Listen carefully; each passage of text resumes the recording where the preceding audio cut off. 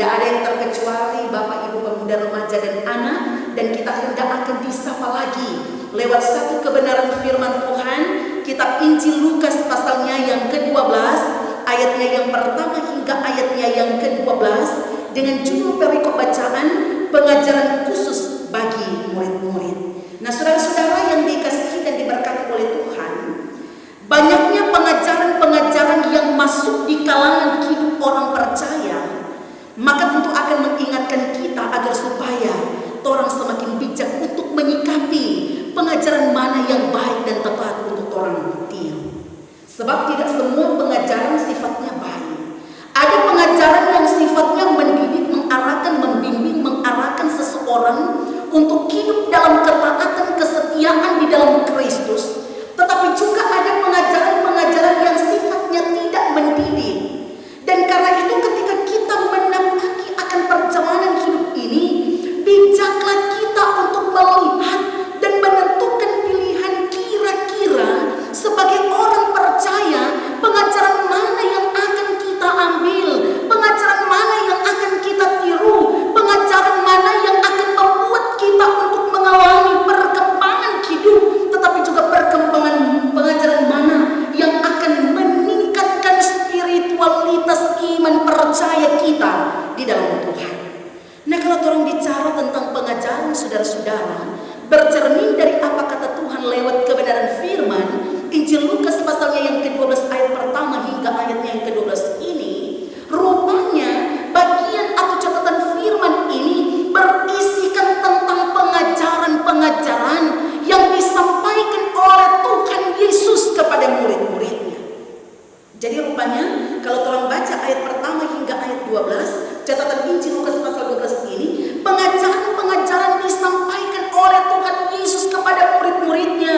Pengajaran khusus disampaikan oleh Tuhan Allah, yang memang ternyata Injil Lukas 12 ayat 1 sampai 12 merupakan bagian dari perjalanan pelayanan Yesus menuju ke Yerusalem yang dicatat dalam Injil Lukas. Dan bagian ini menceritakan tentang bagaimana Yesus bersama-sama dengan orang percaya ada di satu tempat. Ada begitu banyak orang-orang berkerumun di saat itu. Bahkan dicatat dalam firman Tuhan, sementara itu beribu-ribu orang banyak telah berkerumun. Ketika mereka sementara ada dalam satu persekutuan, maka Tuhan Allah mempergunakan kesempatan itu untuk menyampaikan pemberitaan firman-Nya, mengajar murid-muridnya. Dan pengajaran itu, saudara-saudara, berkenaan dengan apa? Berkenaan dengan bagaimana Tuhan Yesus memberikan motivasi iman kepada murid-murid supaya boleh meneguhkan dorong iman. Bagaimana Tuhan Yesus memberikan pengajaran kepada murid-murid agar supaya mereka mampu untuk memperteguh dan memperdalam iman dan keyakinan mereka di dalam Tuhan. Mengapa?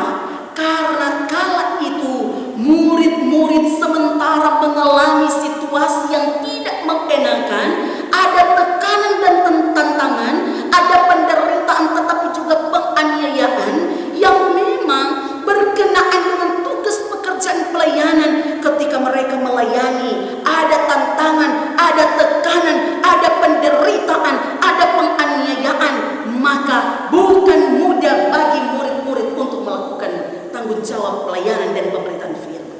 Karena itu Tuhan Yesus kasih ajar pembentukan karakter iman dan spiritualitas keyakinan para murid di kala itu diatur baik-baik oleh Tuhan Yesus. Diajar tentang sesuatu hal yang berguna. Kemudian apa?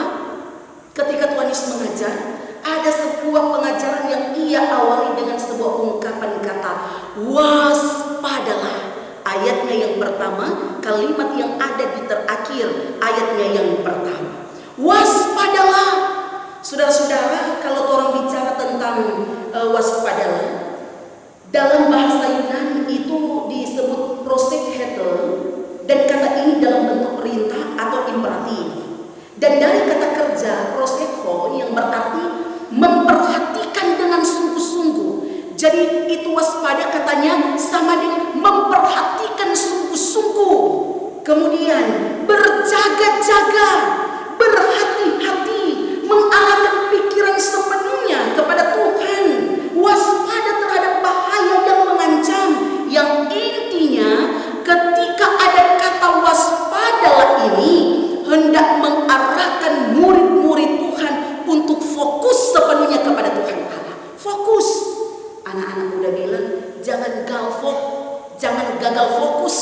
mesti fokus pada pemberitaan firman.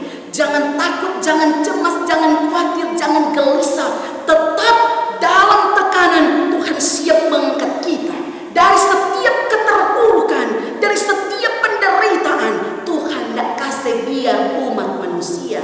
Dia bilang apa? Waspadalah terhadap ragi, yaitu kemunafikan orang Farisi. Mungkin orang baca ini kalimat, waspadalah terhadap ragi. Ragi di sini bukan menunjuk pada sejenis makanan, tetapi kata ragi di sini, saudara-saudara, sebagai kata kiasan atau metafora yang digunakan oleh Tuhan Yesus untuk mengajar ini murid-muridnya. Kalau orang biasa kan bilang ragi, itu tuh sejenis salah satu bahan adonan untuk mengembangkan salah satu jenis makanan. Kalau ibu-ibu biasa bikin cookies kan, mau bikin brudel atau sejenisnya, karena kita yang tahu bikin cookies, jadi kita yang tahu jenis-jenis cookies mana yang bisa pakai akan ragi. Nah, cuma kita tahu tuh brudel, orang bilang nggak terlalu mengembang pendeta, nggak terlalu ada pukul bagus-bagus, atau orang bilang dia peragi store rupa bagaimana yang kita lagi nggak tahu. Tapi itu ragi sejenis salah satu bahan adonan makanan, kue. Nah, rupanya saudara-saudara kalau bilang ini ragi, dikatakan bahwa itu salah satu bahan yang digunakan untuk sejenis makanan, yang juga dikatakan kalau ragi dalam Kamus Besar Bahasa Indonesia bahan mengandung mikroorganisme atau terutama jamur yang digunakan untuk proses peragian atau fermentasi sehingga adonan dapat mengembang atau mengubah sifat suatu bahan makanan. Dan secara umum ragi memiliki ciri-ciri jumlah sedikit tetapi dapat mempengaruhi seluruh adonan, bekerja secara perlahan dari dalam dan menimbulkan perubahan yang besar pada bahan yang dicampurinya. Nah, dalam Alkitab yang orang baca ini, rupanya kata ragi digunakan sebagai kata kiasan atau metafora yang digunakan oleh Tuhan Yesus. Dia bilang agar supaya murid-murid memperhatikan, ada bilang waspadalah terhadap ragi, yaitu kemunafikan orang Farisi. Orang tahu kan, jadi dikatakan dalam Alkitab khususnya Lukas 12 ayat 1, Yesus menggunakan ragi sebagai kiasan yang mau menjelaskan bahwa walaupun ini ragi dia kecil, tapi dia akan mempengaruhi. Nah, dalam persekutuan umat Tuhan, ini kumpulan orang-orang Farisi, orang kenal sebagai orang-orang yang dari segi intelektual, mereka orang yang cakap, orang yang pintar, orang yang pandai, orang yang jago berkata-kata, orang yang sangat mengenal firman, orang yang mampu untuk memperkatakan firman. Tetapi ternyata saudara-saudara, ketika mereka mengenal firman Tuhan, mereka tahu itu kebenaran firman Tuhan, mereka hanya melakukan tanggung jawab mereka dalam pengertian dan pemahaman. Orang cuma tahu, tapi praktek hidupnya nyanda dilakukan. Jadi sama juga dengan jago bicara, tahu beken, atau bahaya kan itu. Hidup dalam kemunafikan, hidup dalam kepura-puraan, bilang mengenal firman, mengenal Injil, hidup setia di dalam Tuhan, tetapi mereka hidup munafik, seolah-olah di muka orang bilang dapalia bersinar di muka, di belakang bersinar, di muka dapalia suci, di belakang ruci. Nah, begitu kan? Orang bilang, dia kalau masuk di gereja, di muka dapalia suci, di belakang ruci. Ketika masuk gereja, dapalia bersinar, mintau bersinar. Tindakan-tindakan yang tidak dikehendaki oleh Tuhan banyak kali dilakukan oleh orang-orang Farisi kala itu, dan Tuhan Allah mengecam, dan sampai pada akhirnya dibilang murid-murid agar supaya mereka waspada terhadap orang-orang yang munafik, orang-orang yang berpura-pura, orang-orang yang berlagak setia tetapi kenyataannya tidak. Nah, diperkuat dengan apa? Jangan takut murid-murid kalau mau dibahasakan. Nggak usah takut. Ketika engkau melayani, nggak usah takut. Sekalipun diperhadapkan dengan orang-orang yang kelihatannya luar biasa,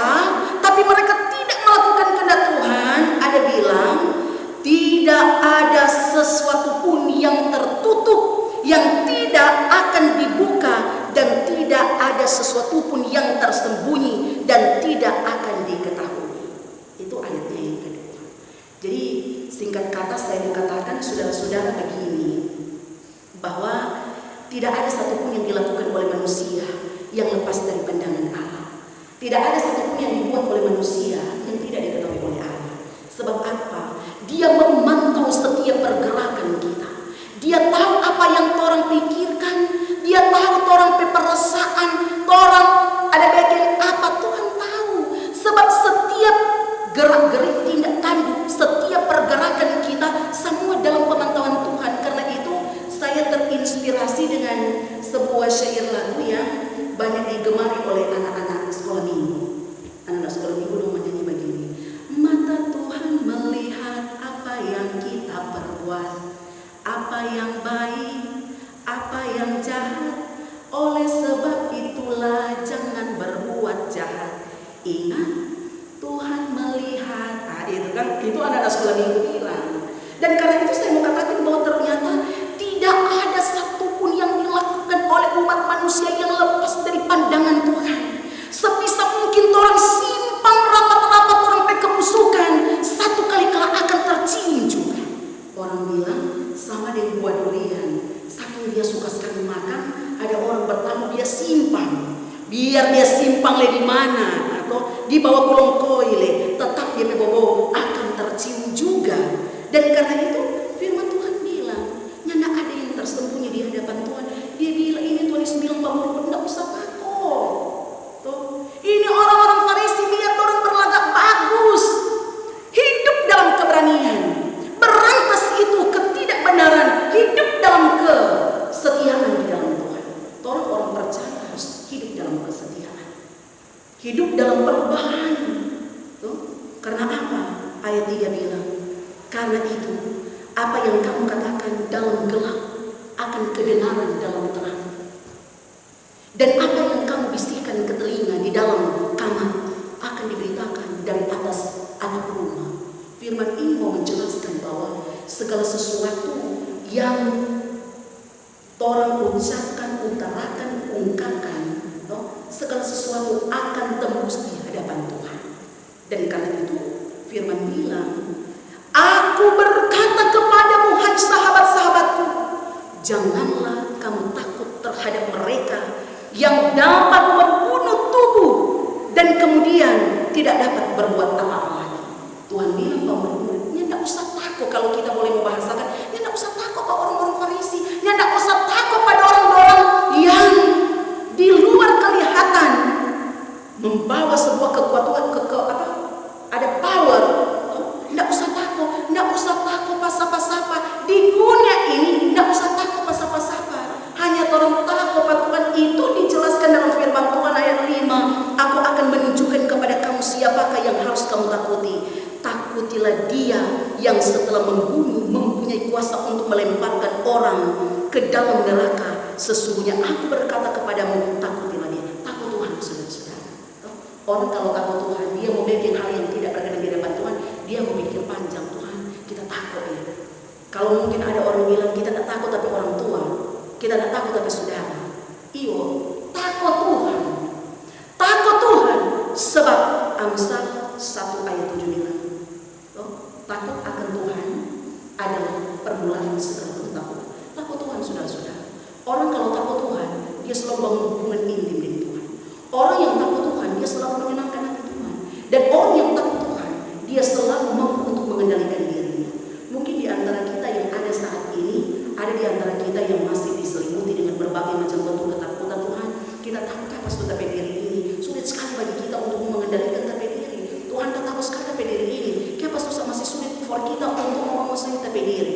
Ingat saudara-saudara, ketika orang buka ruang untuk Roh Kudus masuk ke dalam kehidupan, Roh Kudus masuk ke dalam kehidupan, ke dalam hidup, ke dalam hati, dan terus membuka peluang bagi Roh Kudus untuk bekerja, maka dia yang setia, dia yang adil akan memberkati kita. Yang penting setia kepada Tuhan. Orang yang setia kepada Tuhan, dia tidak akan menghujat Allah, dia tidak akan menghujat Roh Kudus. Kalau orang PT Mingguan di minggu berjalan ini, barang siapa menghujat Roh Kudus tidak akan diampuni. Pekerjaan Tuhan yang luar biasa akan menggerakkan hati saya dan saudara-saudara hidup bangun komunikasi intim dengan Tuhan. Selama orang setia, orang selalu mengakui Tuhan sebagai Raja dalam hidup kita. Dan firman bilang, kalau orang kata setia, ayat 8 bilang, aku berkata kepadamu, setiap orang yang mengakui aku di depan anak manusia, di depan orang, aku berkata kepadamu, setiap orang yang mengakui aku di depan manusia, anak manusia juga akan mengakui dia di depan malaikat-malaikat Allah. Orang akui Tuhan Allah sebagai Raja bagi hidup kita. Jangan orang hidup dalam keberokan, selalu hidup dalam kesetiaan. Dan kalau terhidup setia, ingat saudara-saudara, hukum tak bertuah yang berlaku. Orang baik yang bagus-bagus, itu berkat yang mengalir pada orang. Orang baik yang setia, itu berkat masuk pada orang. Orang tidak akan dirugikan. Orang yang ikut Tuhan, dia tidak akan merasa rugi. Walaupun tantangan banyak, walaupun pergumulan banyak. Lain-kali kan orang bilang, ya pasti kita ikut Tuhan, martu pergumulannya tidak berhenti-berhenti. Tapi ingat, semakin kita hidup setia dalam Tuhan, walaupun tantangan pergumulan banyak kali datang menantang iman kita, tetapi kuasa Tuhan akan bekerja dalam hidup kita. Hidup selalu bersama dengan Tuhan, bukan ruang bagi Roh Kudus untuk bekerja dalam hidup kita. Kita terhindar dari setiap